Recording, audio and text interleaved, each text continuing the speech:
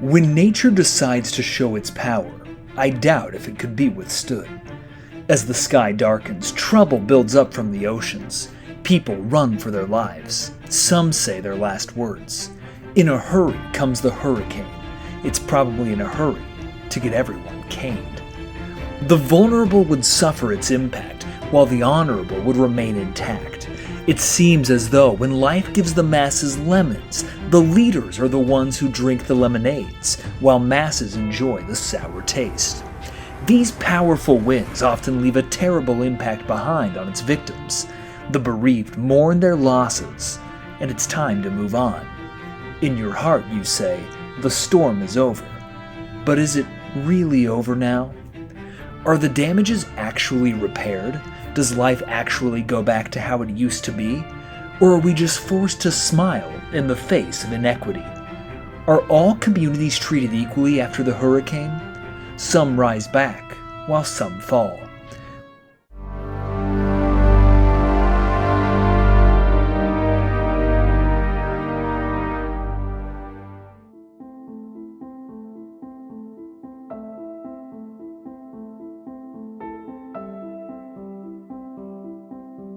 Baton Rouge, Louisiana, July 2004. Tensions filled the state's Emergency Operations Center. Officials were engaged in a horrible situation. Hurricane Pam, a massive storm, hits New Orleans. Floodwaters surge over the levees, drowning the city. The death toll is horrifying. 61,000 lives lost. The chaos leaves 380,000 injured, 500,000 homeless, and 1 million fleeing the disaster zone. Local government collapses, forcing Washington to take control without waiting for a call for help. After a while, it seemed like the storm was actually gone, never to be seen even in a century. But something huge was actually coming. Wednesday, August 24th, 2005, at 11 a.m. in the central Bahamas. Dark clouds gather, heavy rain pours, and fierce winds whip up waves in the Atlantic. Satellite images show a swirling mass of thunderstorms with the telltale spin of a hurricane. Winds reach 38 miles per hour, marking the birth of Tropical Storm Katrina. The National Hurricane Center issues a warning. South Florida could be in danger within 36 hours. Meanwhile, in Bentonville, Arkansas, an emergency team swings into action. They load trucks with supplies, bottled water, flashlights, Pop-Tarts. But this isn't a government operation. It's led by Walmart's Jason Jackson. So where was the government? By Thursday, August 25th at 3:30 p.m., Katrina has grown into a Category 1 hurricane. She topples trees, knocks out power lines, and damages homes. At 6:30 p.m., Katrina makes landfall in Florida, killing 14 people and causing $460 million in damage. Though only a Category 1, her slow movement at 8 miles per hour prolongs the damage. Over the warm waters of the Gulf of Mexico, Katrina regains strength. By Friday, August 26th at 11:30 a.m., she is now a Category 2 hurricane, with the potential to become even stronger within 24 hours. The Gulf Coast braces as the Red Cross and Salvation Army mobilize. New Orleans, a city of rich culture built below sea level, faces an unprecedented threat. Surrounded by the Gulf, Lake Pontchartrain, and the Mississippi River, the city is protected by vast levees and flood walls. But these defenses seem fragile against Katrina's growing power. From Washington, D.C. to Louisiana, officials scramble to prepare. Baton Rouge's Emergency Operations Center is in full battle mode, coordinating their response. Recorded calls reveal frantic planning as the storm's arrival looms closer. By Saturday, August 27, 2005, Katrina has become a deadly Category 3 hurricane, with winds reaching 115 miles per hour.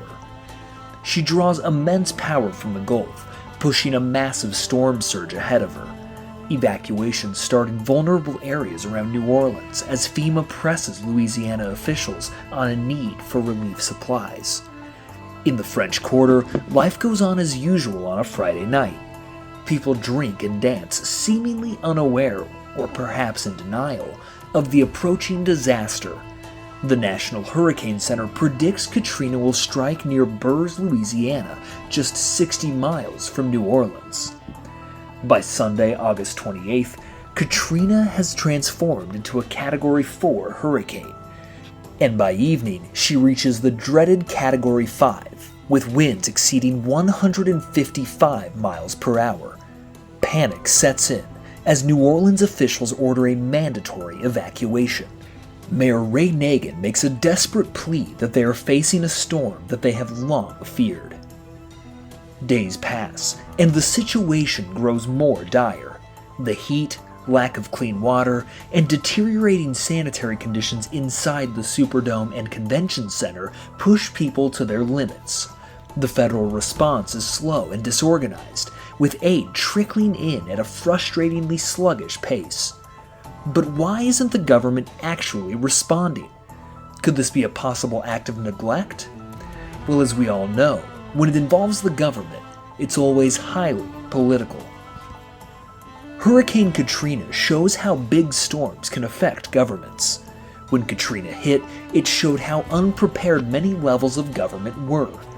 The local and state officials in New Orleans faced heavy criticism because they did not adequately prepare for the storm or respond quickly enough. The failure of the levees, which led to massive flooding, also showed major problems in maintaining infrastructure and planning for emergencies. At the federal level, the response was seen as slow and poorly coordinated. FEMA, the agency responsible for managing disasters, was criticized for inefficiency. Bush also faced backlash for not showing enough urgency or empathy. A well-known image of him looking at the damage from the window of Air Force One symbolized this perceived detachment from the suffering of the storm's victims. The political consequences of Katrina were long-lasting. Officials like New Orleans Mayor Ray Nagin and Louisiana Governor Kathleen Blanco were under intense scrutiny, which affected their political careers.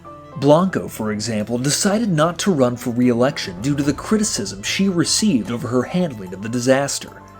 Nationally, Katrina led to changes in how the country prepares for and responds to disasters. The government worked to improve agencies like FEMA, ensuring better coordination between local, state, and federal levels in future emergencies. But it was already too late. In the 2006 midterm elections, many voters were unhappy with the Republican Party because of how President Bush dealt with Katrina. This dissatisfaction helped the Democrats, led by Nancy Pelosi and Harry Reid, gain control of both the House of Representatives and the Senate. They focused on issues like government accountability and social inequality, seeing that some victims of the flood were treated poorly, which Katrina had brought to light. The IMF studied the impact of tropical cyclones on GDP per capita for 7 years after the storms, and found that output was almost 1% lower than if the storms had never happened. Small states and islands, more exposed to tropical cyclones, suffered even more, losing 2% or more of their GDP per capita. While 1 or 2% might not seem like much, it translates into millions or even billions of dollars, depending on the economy. Estimating the economic impact is tough, with many factors like wind speed, rainfall, and population density affecting the outcome. To reduce the economic damage, infrastructure improvements are necessary. Examples include the Thames Barrier in London, which prevents flooding, and Malaysia's dual-purpose tunnel for flood control and traffic management. After Katrina, the U.S. Army Corps of Engineers built a $14.5 billion flood protection system in southeast Louisiana, so large that it's visible from space. Despite these engineering efforts, stronger storms can still occur, so additional measures like better building codes, land use planning, zoning laws, and early warning systems are also critically important. Economies that rose have seen great falls after these storms. I can only wonder, where is next?